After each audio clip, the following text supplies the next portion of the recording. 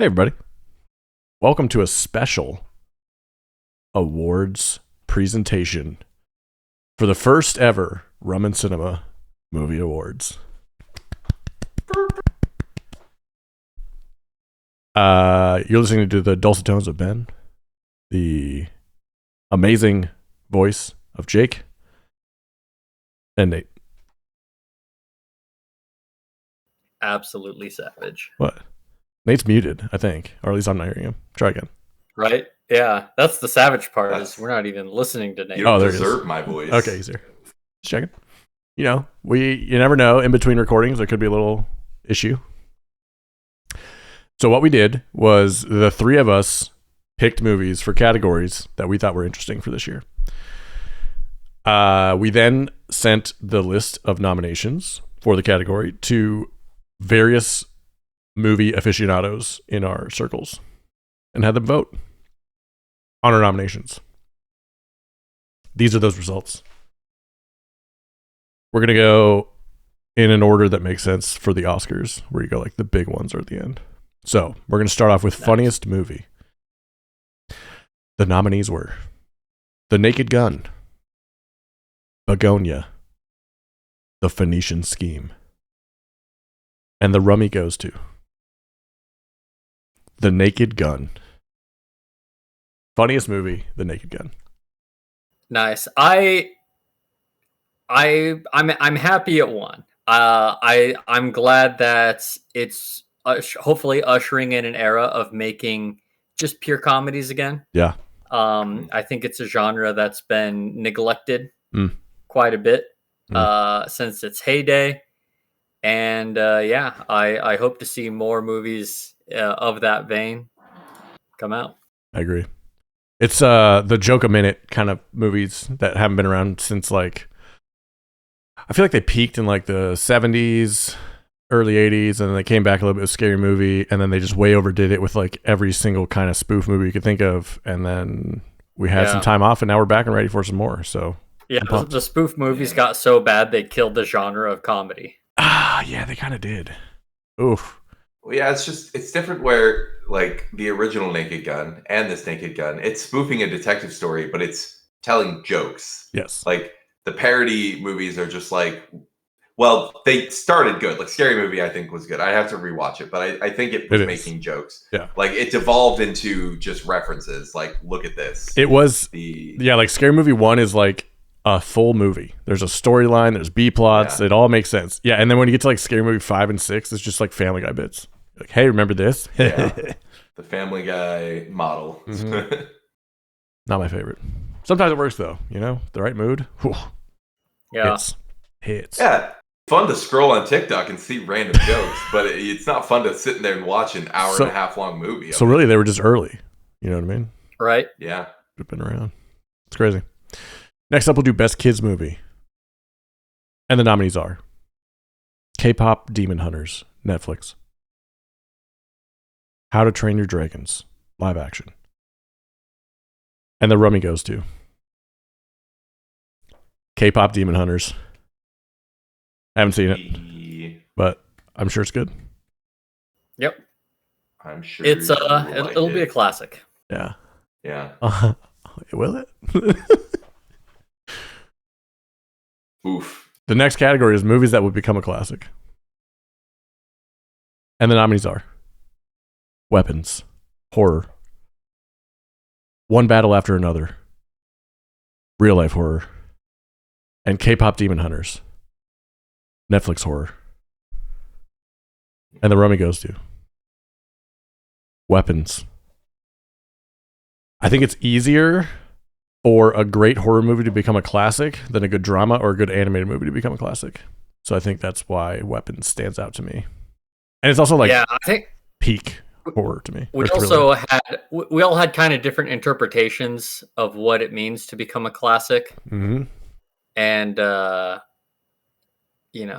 so I'd agree with any movie here, right? I would too, yeah.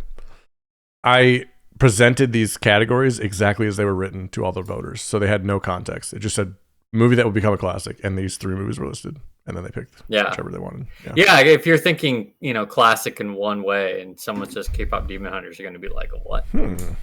But if you're thinking of it like in the, I don't know, Bradley Cooper's most prolific role is Rocket Raccoon way. Exactly. Then K-pop Demon Hunters, baby. The K-pop Demon Hunters was a horror story. It was a Sony Pictures horror story. Ooh, Morbius. Go listen to our most recent episode to find out more. No, Sony Pictures made K-pop Demon Hunters, and then they sold it. Oh, Nikes. Didn't they also do? They made the full movie on $100 million budget.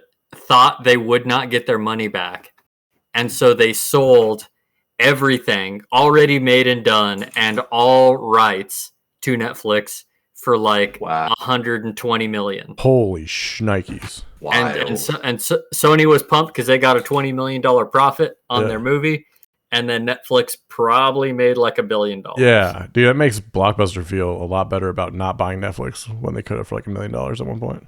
Like you're now not the dumbest thing that's happened to Netflix. That's crazy work by Sony. Good job. Hey, you know what? Quality. You know what else was quality this year? Go to the movies. Best theater experience. Hey. The nominees are Sinners, Music and Dancing and Vampires, Avatar, Fire and Ash, Fire and 3D and Ash, and Weapons, Children, Screaming, Witches. The Rummy goes to Sinners. I had the most fun watching Sinners in a movie theater. I don't think I would have had it as high as if I watched it at home, because I think the theater did add to it. I think it was fun to watch it with. It was like a packed theater too. It was like a full theater. Yeah. And like the big music scene in the middle I loved. That was really good. And like it was fun. It was good time. Yeah. Sinners was a fun time. It's a good movie to be locked in for, especially because Sinners has great music, but a lot of the great music in Sinners also kind of really involves the visual storytelling. Yes. So, I think it's great to watch in theaters. Agreed. Now for the movie we don't want to see in theaters, but we're sure is good. We have the following nominees: Hamnet, because I don't want to cry. The Smashing Machine, because I don't want to see The Rock. Smashing Machine. I'm Matt Damon. And the Rummy goes to Hamnet. You know, men will do anything except go to therapy and see Hamnet. I tell you what. I have. I don't know if their reasoning is the same as you, or if they're not interested in a Shakespearean. That's probably it. A story about Shakespeare. Right. Like I was going to say a Shakespearean drama, but I don't think it's actually Shakespearean. No, it's Shakespeare. Yeah. It's Shakespearean. It is about Shakespeare. Yeah, it's a Shakespearean experience. I had a friend who saw it who said that people would leave the theater to take crying breaks and then come back. I was like, that sounds terrible for me. I don't want that. Hey. Stay in your seat and cry like a man. I heard this movie was about Sir Francis Bacon. That time he fell off a high wire act and got caught by the net. It'd be a ham net.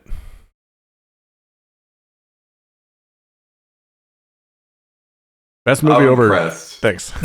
But it's more just like acknowledging the attempt than like. Yeah. Like I get it, and it's a good pun. You didn't make I don't me want laugh, but I'm that. impressed how quickly you came up with it. You came up with it. I'll agree with that. It's the improv laugh. It's like it was fast, but it's not funny. It's technically impressive.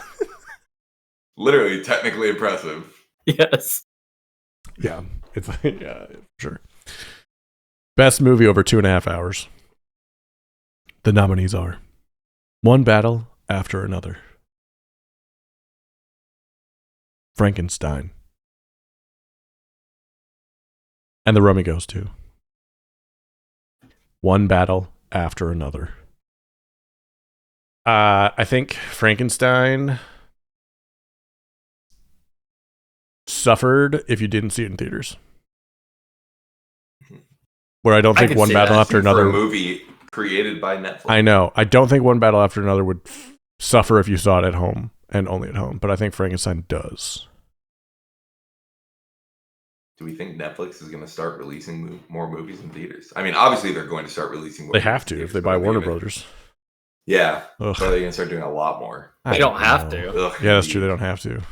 They said they would, but I don't know if that's in ink. It's gonna be 13 days. It'll probably be like 13 days in the theater, and that's on Netflix.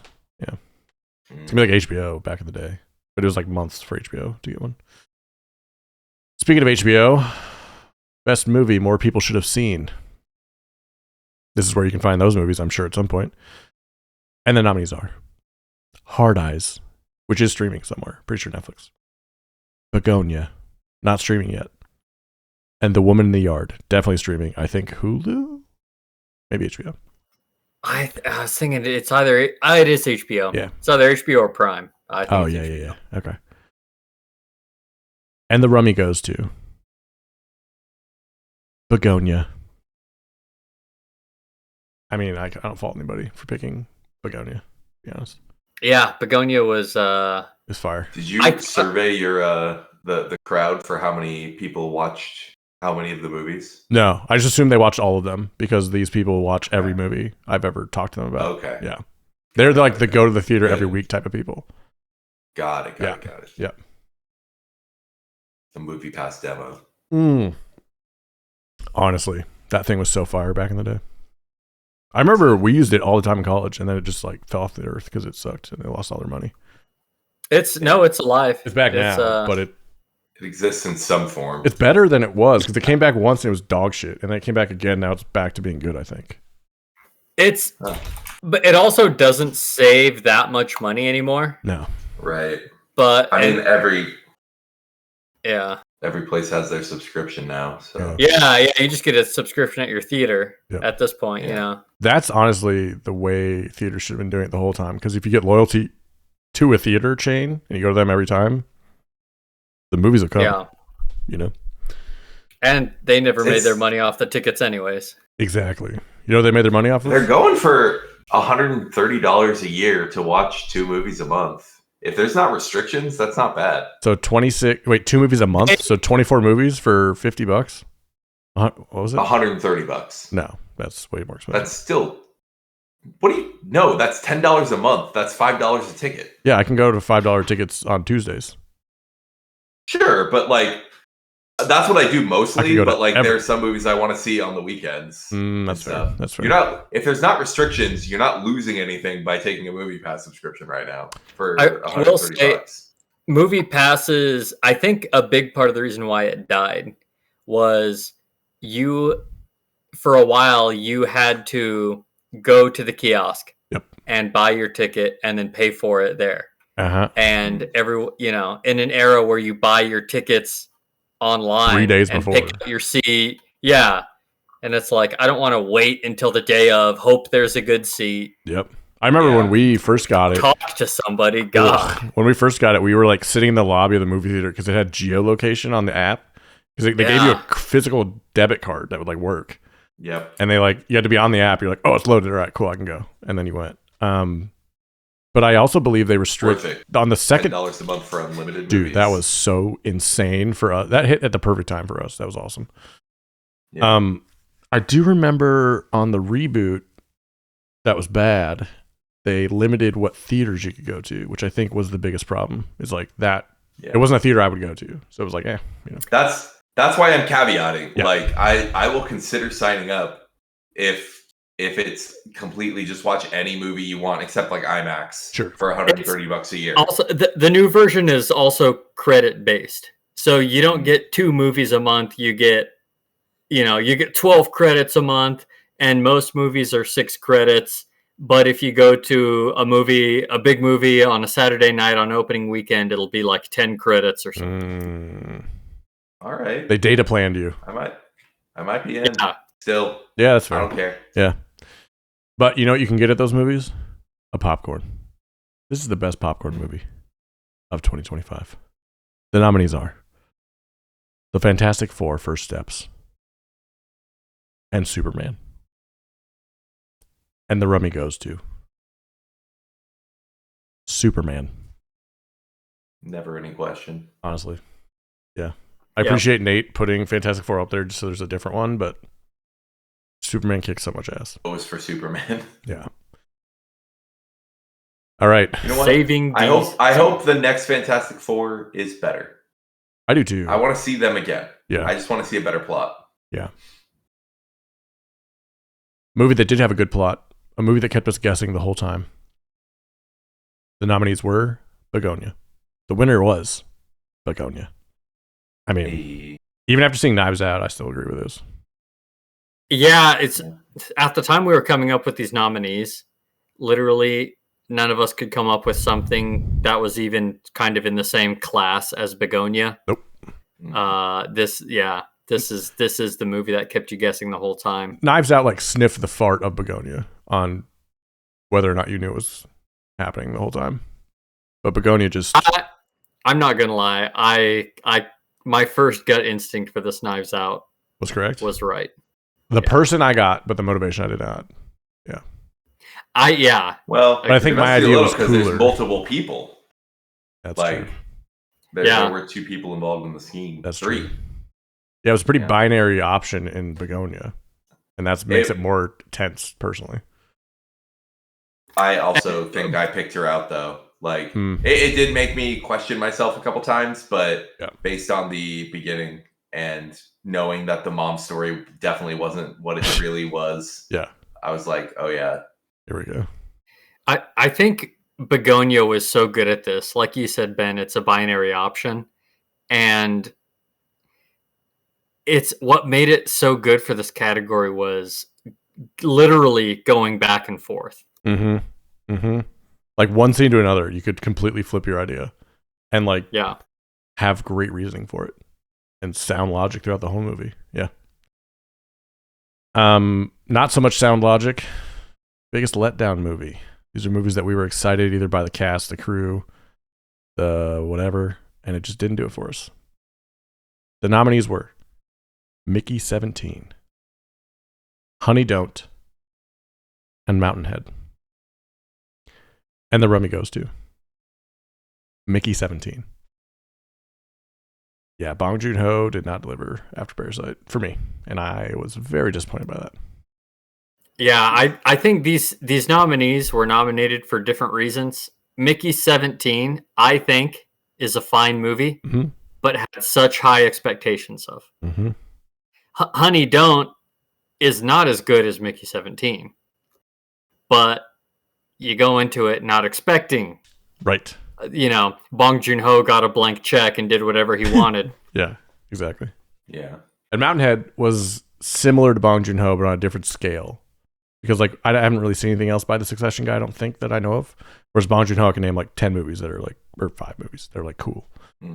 So, yeah. Agreed.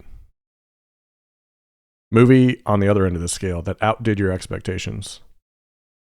The nominees were Weapons, because Barbarian was ass. Begonia, because Killing of the Sacred Deer was ass. I was trying to think of one that wouldn't piss Nate off too bad, and that was the one. And The Surfer, because Nick Cage could be ass. In an ass movie. He would be fine, but it could be an ass movie. Yes. And the Rummy goes to, honestly, shocked by this one, Begonia. I think I was just so in on the trailer of the plot that I didn't even think Begonia was good. The only caveat in my head about Begonia was the director, and I knew that was a me thing, so I wasn't even that hard on it. But Weapons was so bad. Barbarian was so bad. I was like, ugh, no way. Yeah. Kicked ass. Oh, by the way, Barbarian, we just recorded it, but it's a separate video. 2022. I saw it in the movie draft list, and I was triggered. I know. I turned the door. Didn't even care to bring it up. No, I just hung out in the basement hallway for 3 hours and waited for someone to come help me. Yeah, that's all I could do. Nate, your pick was Begonia, and it won. And you even enjoy Yorgos, and you were still blown away. So that's great. It's a great sign. Yeah. I mean, yeah, I was making a point saying, even though I was excited for it, it still exceeded my expectations. 100%. It's the movie I can't wait to watch again, and I don't usually have that. I've seen it twice. Yeah. And I'm excited to see it more. I can't wait to like show people it. Yeah. People that we think should have been shown a little more. These are the nominees for the best actor or actress who should have had more screen time. The nominee and winner is Benicio del Toro. One battle after another. Unbelievable character, unbelievable acting, so fun. Yeah. Perfect. I feel like you do need to tag in an explainer for before this, explaining how we picked our nominees. If you have it. I didn't give them the option on this one. I just can't. I didn't even put it on there. No. I'm saying like for the viewers, listener and the explaining how we picked our nominees. That we just came to them. We didn't discuss and come up with a pool of candidates. We each came with one, and if we all agreed, so it sounds like we were just like, fuck it, we picked this one. Yeah. Like, that's fair. That's fair. Yeah, we were filling a form out individually, and then compiled our answers, and those were the nominees. So we all this was our number one pick. No disagreement. No ifs, ands, or Benicio's about it. It's the best you're gonna get, Ben. Yeah, I know. Okay, best scary movie. And the nominees are Weapons. The kids are scary. Sinners. The vampires are scary. These white men are dangerous. The whites. Yeah, the whites are scary. Let's be honest. And the Rummy goes to Weapons. I think the term, Jake brought this up in the nomination episode. The term scary is tough to fit to Sinners or Weapons very well. Yeah. But it was also probably the right choice. I think the only other one I could put in there is Bring Her Back. I agree. I think if we only go by, okay, what was the best scary movie? And the genre is scary movie, not horror movie. Yeah. It's got to be Bring Her Back. Yep. But, and if you ask me for good scary movies, I'm going to want to, give weight to movies that are actually scary movies instead of horror movies. For sure. But I think Weapons and Sinners are just so high quality that outweighs the weight of not being a true scary movie. So phenomenal horror films. I'd recommend them to anybody. 1,000%. I try to get people who don't like horror movies to watch Weapons, and I tell them there are 3 times you'll be scared. Yep. But the rest is really good. Yeah, I would. Yeah, I mean, that's part of it. Like both of these movies, I'd recommend to someone who doesn't like horror movies. Yep. Which I don't dislike them, but I don't like slashers and your classic. But even someone said I really don't like scary movies, I'd still say you should still watch both Sinners and Weapons. I agree. Sinners, I feel like you could get them to watch pretty quickly. Like it wouldn't take a lot of convincing, and you wouldn't feel bad for someone who legitimately gets scared about watching Sinners. Weapons, I could see people having a couple moments of fuck you, don't ever tell me to watch that. Yeah. Final award of the evening. Best actor or actress in multiple roles this year. The nominees are Julia Garner for Weapons and Fantastic Four. She was also in Wolfman, but I didn't want to put that on her for this one. Michael B. Jordan as Smoke and Stack in Sinners. Great interpretation of the category. Yeah. And finally, a person who should be nominated every year for this category, Nicolas Cage for The Surfer and The Carpenter's Son. And the Rummy goes to Michael B. Jordan, Sinners. I mean, he crushed it. Yep. Absolutely destroyed it. It was so good. And the jokes were easy. Michael B. Jordan and Michael A. Jordan, you couldn't have asked for a better combination of talent and happenstance funny name for this role. But that was it. That was 2025. We want to sincerely thank all of you for listening to us through this whole year. Thanks for hanging out with us. We're going to keep going next year. We're looking forward to more movies. We're going to do another Academy Awards wrap up. We're going to watch every Best Picture nomination in the 5 weeks leading up to the Oscars, or between the nominations and the awards. And then we're going to do some award picking. And me and Nate will finally watch our Hereditary and Passion of the Christ movies. Yay. Just in time for Christmas. You can watch the Death of Christ. And I can watch it on Christmas Day. Death of a whole family. It's great. But the award for best listener, viewer, fan is you. Thank you. We appreciate you. We love you. Enjoy your rum. Enjoy your cinema. We'll see you next time.